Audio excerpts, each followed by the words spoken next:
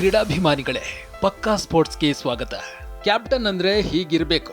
Bat ಹಿಡಿದಾಗ com ಆಗಿರ್ತಾರೆ. ಬೆನ್ನಿಂದ ಬೆನ್ನಿಗೆ 2 ವಿಕೆಟ್ ಉರುಳಿ ರನ್ ರೇಟು ಪಾತಾಳಕ್ಕಿಳಿದ್ರು ಡೋಂಟ್ ವರಿ ನಾನಿದ್ದೀನಿ ಅನ್ನೋ ಹಾಗೆ. ಮಹಿಳಾ ಟೀಂ ಇಂಡಿಯಾ ಕಪ್ತಾನಿ ಹರ್ಮನ್ ಪ್ರೀತ್ ಕೌರ್ ತಾನೆಂತ ಶ್ರೇಷ್ಠ ಆಟಗಾರ್ತಿ ಅನ್ನೋದನ್ನ ಅದ್ಭುತ ಆಟದ ಮೂಲಕ ಮುಂಬೈ ಫೈನಲ್ನಲ್ಲಿ ಮತ್ತೊಮ್ಮೆ ತೋರಿಸಿದ್ರು.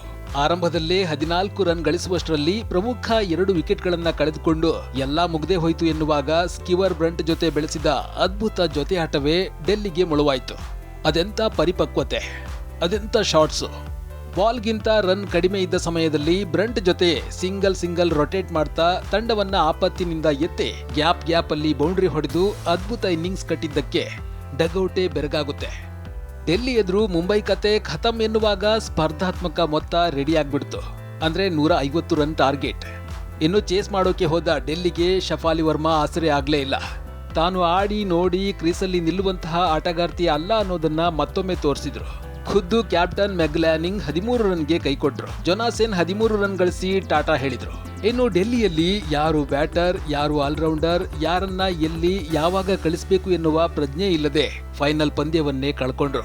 ಮುಂಬೈ ತಂಡದ ಅದ್ಭುತ ಫೀಲ್ಡಿಂಗ್, ಬೌಲಿಂಗ್ ಎದುರು ಡೆಲ್ಲಿ ತಂಡ ಚೇಸ್ ಮಾಡೋದಕ್ಕೆ ಸಾಧ್ಯವಾಗಲಿಲ್ಲ. ಡೆಲ್ಲಿ ಪಕ್ಕಾ ಪ್ಲಾನಿಂಗ್ ಇಲ್ಲದೆ ಮತ್ತದೇ ನತದೃಷ್ಟ ತಂಡವಾಗಿ ಉಳ್ಕೊಳ್ತು. ಅತ್ತ ಪುರುಷರ IPL ತಂಡವು ಕಪ್ ಗೆದ್ದಿಲ್ಲ. ನೀವೇನಂತೀರಿ? ನೋಡ್ತಾ ಇರಿ ಪಕ್ಕಾ ಸ್ಪೋರ್ಟ್ಸ್.